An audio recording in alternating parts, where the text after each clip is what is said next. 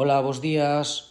Hoxe o devocional vai da lectura de San Mateo 6, do 19 ao 34, e di así: Non amoredes tesouros na terra, onde a traza e a ferruxe destruen, e onde os ladróns invaden e rouban, senón amontoade para vós tesouros no ceo, onde nin a traza nin a ferruxe destruen, e onde os ladróns non invaden nin rouban, porque onde este o teu tesouro, ali estará tamén o teu corazón.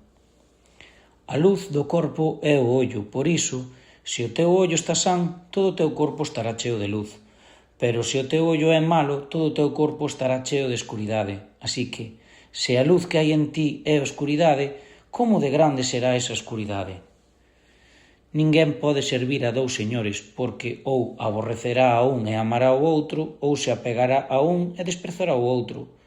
Non podedes servir a Deus e as riquezas. Por iso dígovos, non vos preocupedes pola vosa vida, que comeredes ou que beberedes, nin polo voso corpo que vestiredes.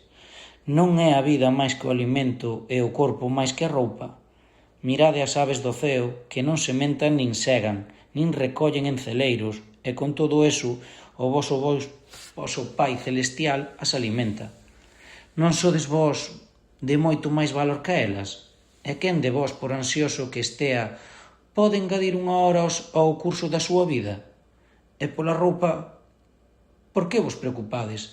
Observade como medran os lirios do campo, non traballan nin fían, pero dígovos que nin Salomón en toda a súa gloria vestiu como un destes. E se Deus viste así a erva do campo que hoxe existe e mañá se bota ao forno, non fará moito máis por vós, homes de pouca fe? Por tanto, non vos preocupedes dicindo que comeremos, ou que beberemos, ou como nos vestiremos, porque os xentís buscan ansiosamente todas estas cousas, pero o voso Pai celestial sabe que necesitades de todo isto. Pero buscade primeiro o seu reino e a xustiza, e todas estas cousas seránvos engadidas. Polo tanto, non vos preocupedes polo día de mañá, porque o día de mañá coidarase de si mesmo. A cada día chégalle o seu propio mal.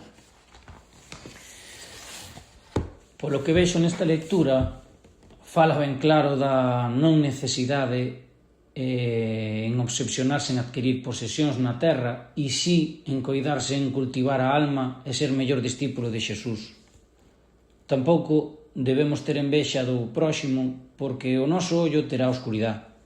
E debemos ter claro que o noso Deus está primeiro e que El sempre nos proveerá do necesario.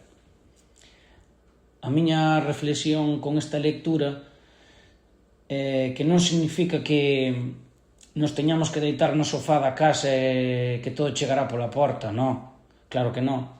Tes que traballar duro, pero sin olvidarte de sempre orar, pedir, ser fiel e confiar en Dios, e con todo isto será recompensado. Non igual no tempo que ti esperas, pero confía sempre no plan que El ten para ti. A min personalmente este devocional pois costoume porque estes son tempos de exaltación del yo, no que o consumismo e a acaparación está ben visto, pero como a cristianos debemos de preguntarnos: emprego o meu tempo en ser máis empresario que discípulo? Ou si son luz cas accións do meu día a día?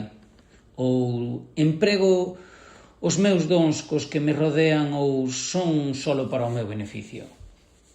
Creo que se o meu día a día solo é traballar, ler un versículo á noite e ir ao domingo ao culto, algo estamos facendo mal. Non xesamos renglóns vacíos nesta historia e intentemos ser mellores discípulos cada día e hai que ser testigos cara ao mundo da luz da palabra.